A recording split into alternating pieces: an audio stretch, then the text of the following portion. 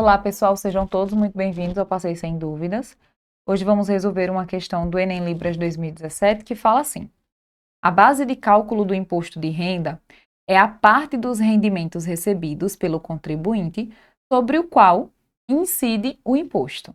Ela é obtida após serem descontadas dos rendimentos as deduções legais. No ano de 2008, se a base de cálculo de um contribuinte teve um valor até R$ 16.473,72, o contribuinte foi isento do imposto de renda. Se a base do cálculo ficou entre 16 mil e 32 mil, estou falando assim só para arredondar, tá, gente, a leitura. O imposto devido foi de 15% sobre o que excedeu os 16. Por fim, se a base de cálculo ultrapassou esses 32.919, o imposto devido é dado pela soma de 2.466,79, correspondendo a 15% da diferença de 32.919 menos 16.473,72, mais 27,5 do que excedeu os 32.919. Ou seja, muito dinheiro. O gerente de um escritório de contabilidade pediu a um estagiário que identificasse o gráfico que descrevia o valor do imposto devido para o ano de 2008 como função da base de cálculo, apresentando-lhe 5 gráficos sem qualquer outra informação ou valores numéricos. Então, nós temos aí os 5 gráficos e ele fala: admitindo que um desses gráficos corresponda ao pedido do gerente, qual vai ser o gráfico? Então, gente, preste atenção, tá? Voltar para cá. Existem 3 situações aqui. A primeira, se o seu valor é até 16, você não paga nada, você está isento, então seu imposto de renda é zero. Se o seu valor está entre 16 e 32, você vai pagar 15% do que excedeu. Então, se for 20, por exemplo, o seu imposto é 20.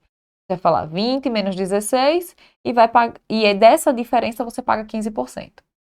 Mas, se seu valor sobe, né, passa de 32, você vai pagar os 2.000 e pouco, referente a essa diferença daqui, mais 27,5% do que excedeu a partir dos 32. Ou seja, aqui você não paga nada, aqui você paga 15% de alguma coisa, aqui você paga 27% de alguma coisa, mais isso. Gráficos. Se liga agora, como é simples, ó. Primeiro, esse primeiro gráfico está dizendo que tudo é constante. Independente do valor, você sempre vai pagar a mesma coisa. Então, daqui tá certo, né? De 0 até 16, ele é constante, ele não paga nada. Mas aí, de 16 até 32, que vamos supor que seja aqui, você paga mais a cada... quanto maior, na verdade, o seu valor declarado, maior esse imposto, certo? E o mesmo acontece aqui. De 32 em diante, isso aqui sobe também. Beleza? Então, gráfico 1 não pode, porque ele está dizendo que em todas as situações o valor é constante. E não é só na primeira. Mediante o que eu acabei de falar, né, nós podemos eliminar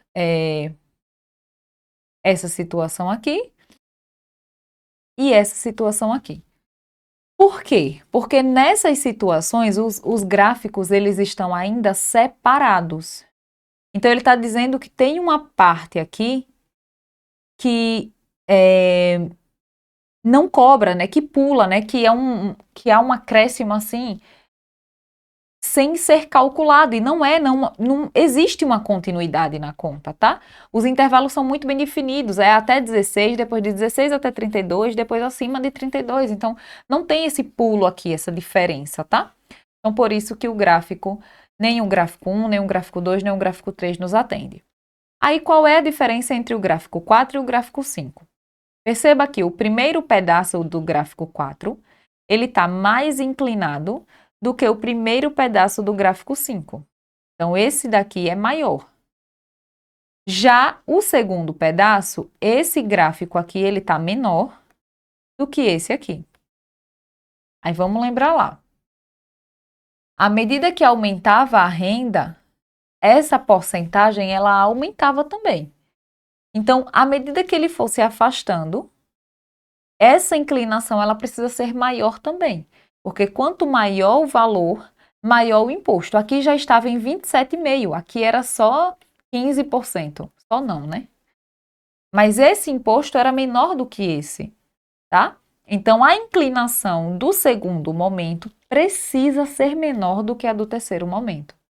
E aí, por isso que a resposta da nossa conta vai ser o gráfico 5, letra E. Beleza? Muito cuidado com essas inclinações gráficas, né? Ok? Tchau, tchau, galera. Até a próxima.